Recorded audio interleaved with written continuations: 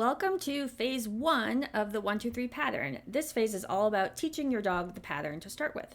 And before we get into the how of how to teach it, let's first take a look at some examples. 1, 2, 3. Good girl. 1, 2, 3. Good girl. 1, 2, 3. Good girl. You're doing it. 1, 2, 3. 1, 2, 3. Nice job. 1, 2, 3. 1, 2, 3. 1,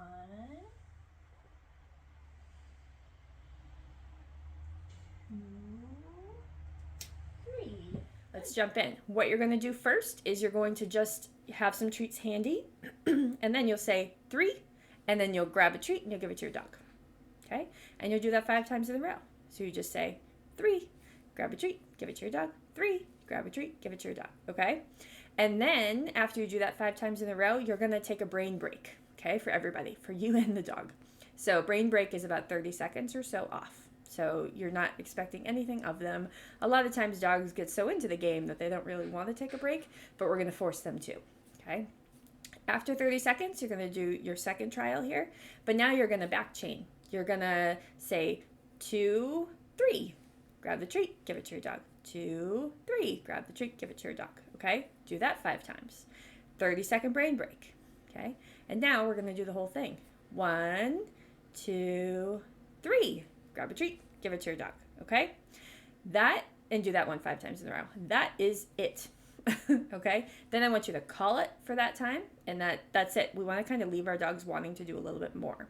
Now, when you're practicing this, your dog should be in the same room as you for sure, and there should be limited distraction because we want our dogs to really pay attention to us, and we want to set them up for that in the beginning. Ultimately, we can use this to kind of sustain their attention, but not in the beginning. And you are going to carefully be watching your dog. If you notice that they're kind of like, I don't know if I'm really into this, you want to either lower distraction or you want to increase the value of your treat. Okay, so kibble versus a little piece of cheese, you're going to get a very different response. Now, if your dog is so into the game that they're almost obsessive about it, you might want to lower the value of your treat a little bit.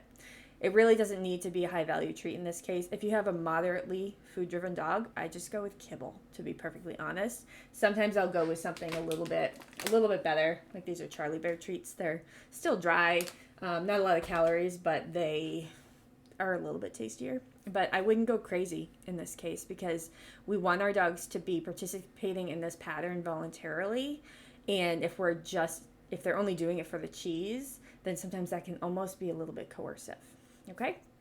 So, also, actually I forgot to mention this, when you do practice the second and third trial of this, just jump straight to saying 1, 2, 3. Don't go all the way back and start with 3 and then 2, 3. Okay? So just go ahead and jump right into saying 1, 2, 3. Okay? So, 3. 1, 2, 3. 1, 2, 3. 1, 2, 3. 1, 2, 3. 1, 2, 3. 1, 2, 3. Good job. Do one more. 1, 2, 3.